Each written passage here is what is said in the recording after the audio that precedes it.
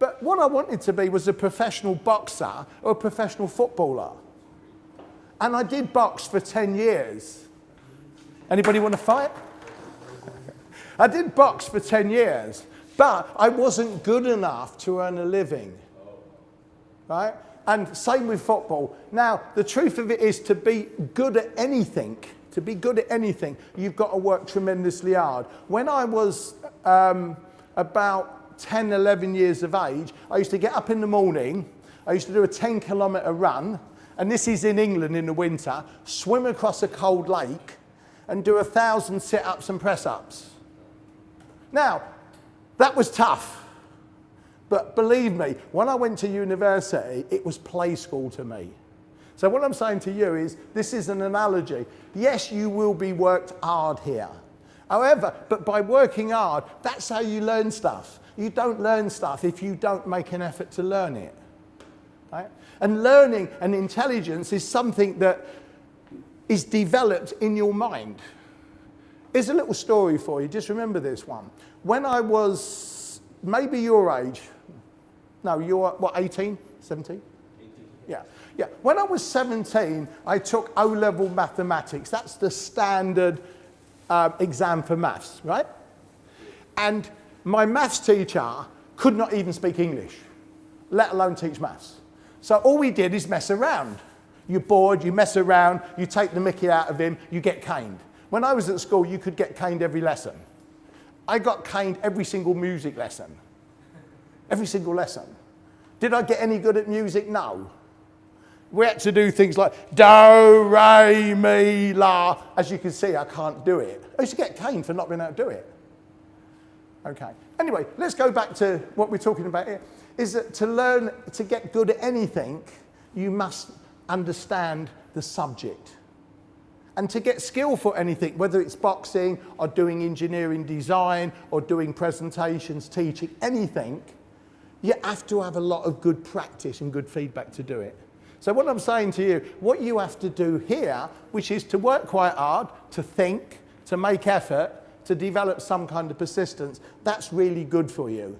So you just got to believe that if you do make the effort and you learn well, you will get better at something. And when you get better at anything, you become more intelligent at it, right? When I took my maths exam, guess what grade I got? I got something called a grade 9. That is the lowest grade you could get. I've got a Jack Russell dog. Anybody got a dog? You haven't got a dog? Okay, so you don't know how intelligent dogs are. My Jack Russell dog is an intelligent dog, but guess what? He hasn't learned how to open the fridge and get to the beef yet. If my Jack Russell dog would have taken that exam when I took it, he would have done no worse. If he'd have gone on and just dribbled over the paper, which he would have done, he would have eaten it probably, he would have got a grade 9. So at 17, did I think I was good at maths? No. Because my experience is I can't learn any of this stuff. I don't know the teachers that bad. However, I was lucky. The following year, I had a new teacher called Mr. Edridge. And I did write a book on teaching once, and I actually said, Mr. Edridge, if you are still alive and you're reading this book, thank you, sir. He's probably dead. He hasn't contacted me anyway. So if he's alive, he'd be about 150 now. Anyway, but what he did is he spent time with us. He walked around and he said, look, guys, I know you're not finding the maths easy. So let's see what you do know. And all I knew in maths at that time was addition, multiplication, subtraction, factorization, geometry, cosine rule, tangents. It was all a tangent to me, if you like. I mean, I knew nothing. And he had the patience to sit there and gradually find out what we didn't know and teach it in a way that we could understand. And guess what? 1 year later, I took the maths exam again, and I went up 6 grades. I got a grade 3. Passing grades were 1 to 6. Previously, I got a 9. The difference was I started to believe I could learn maths, and I was lucky enough to have a good teacher that helped me to learn it.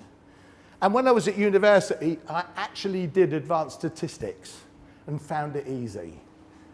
So that's just a little story to bear in mind. Anyway, the magic egg story, we're still stuck in this belief perception thing, right? When I was 17 and I got my grade 9 in maths, I did not believe I was good at maths. But having the experience of a good teacher for a year and getting a grade 3, I suddenly, because I had a new perception, right?